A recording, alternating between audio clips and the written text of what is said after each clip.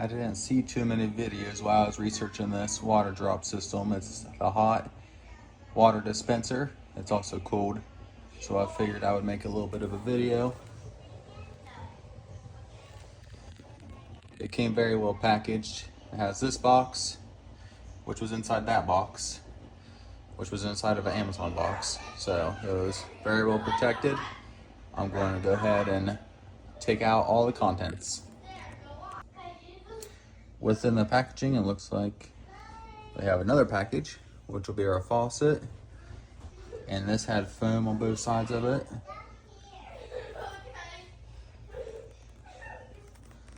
Looks like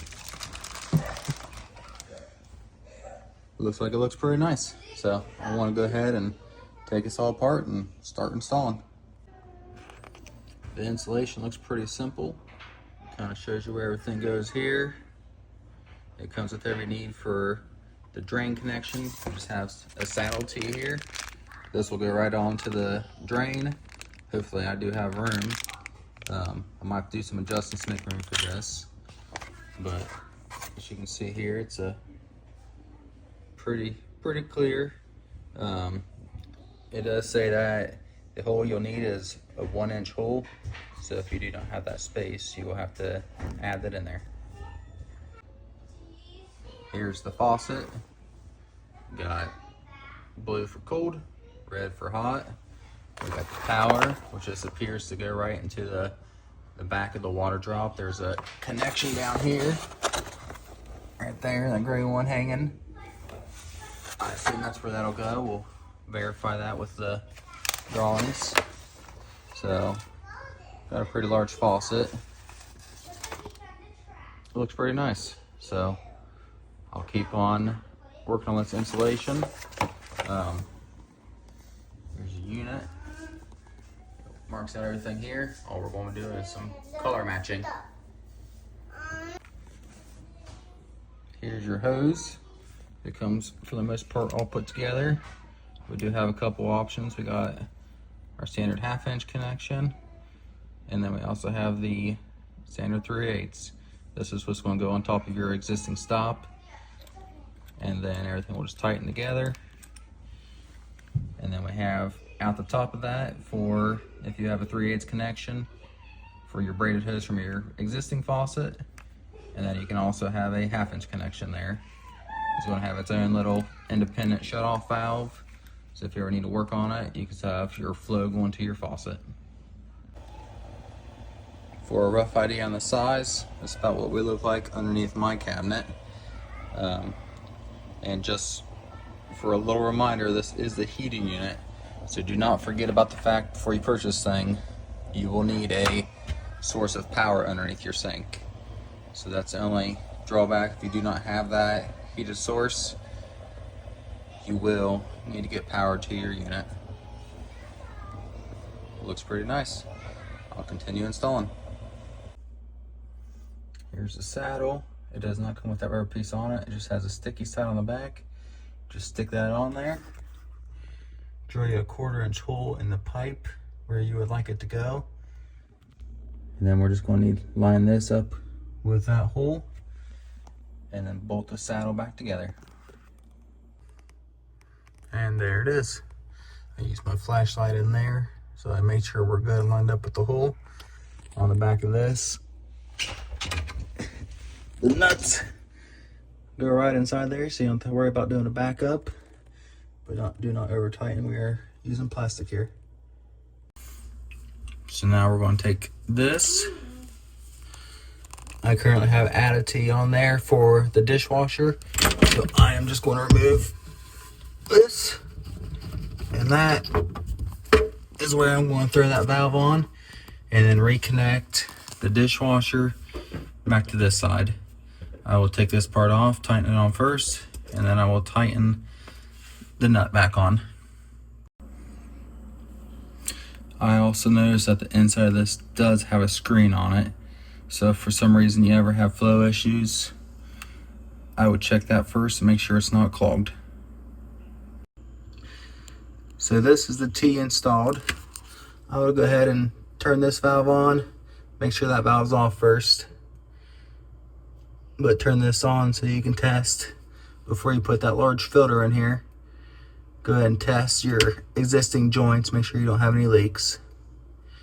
Everything looks good, so I'm going to continue on the install. Now for the part that might have some of you nervous, you got to drill a 1-inch hole. I do have a slightly thicker gauge hole here, but I use a bimetal, which is not technically what you want. You need something that's designed for stainless steel. I pretty much got one use out of that, but if you don't already have a hole, you will need to drill a hole. What we got here, this is going to go on the top of the sink, between here and here. And underneath the sink, you're just going to tighten it from below. So I'm going to fish these wires, these hoses down through the hole, and I will start tightening everything up. Alright, that's the faucet installed. Just a side note, it does have some movement. I kind of wish I would have made it so it came this way, so I might still adjust it a little bit so it goes this way and stops here, but that's fine for now. Down below, I would note, when you put the nut on the faucet that attaches under the sink, I would do the cable first, then the hot, and then the cold. This cable is a little hard to get through with the hot already in there with that foam on it. Alright, now just to finish the remaining steps. On all of your water connections, notice that they did provide you a black line. That's how far you need to push your water in for it to be fully inserted. You do not want these blowing apart on you. So they have already pre-marked them, which is nice. These clips they have provided, they just slip underneath here, and that helps from any accidental pushing that down and this hose coming out. That is how you take it out. You would pull that clip out, push down on the white part, then you'd be able to pull that hose out. But with this clip, that helps prevent that. Alright, so I've got it connected. Got the drain there. The all water lines up top plus the drain, and then the main water line in the back. I have personally opted, I'm not sure if there's any manufacturer issue with this, but I have decided to put a backflow preventer, just a check style valve in, just because we're tied directly into a drain. If there's any issues with this, I will remove it, but I don't see there should be any issues. They are directional, so if you do decide to get one of these 1/4 inch backflow preventers, make sure the air is going the right direction. Alright, now I'm going to work up the setup process. Alright, everything has been connected. It did a flush for 60 seconds. Screen popped up there. It flushed for 60 seconds, which is just directly flushing through the drain. So once that process is over, I then click this button twice. I have set a timer for 15 minutes, and now we are going to flush for 15 minutes.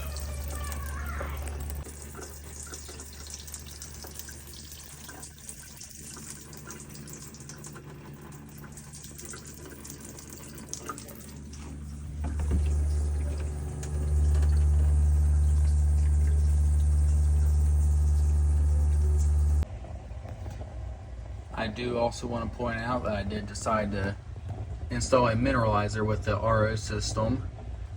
It was a pretty easy install.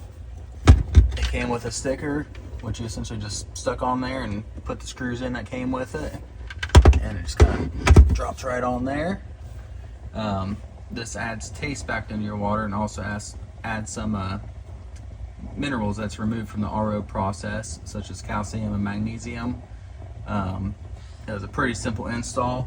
You take the blue line that comes from the faucet, insert it, push it in, same thing until it hits that line, and then it came with this extra this extra hose here, you push that right in there and take it right back over to the blue spot. And that's pretty much all it was. It was pretty easy install.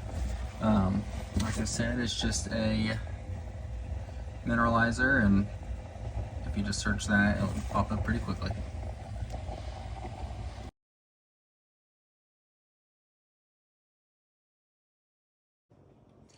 Alright, so I came back, I made the adjustment. Works out great. Got twice and she runs.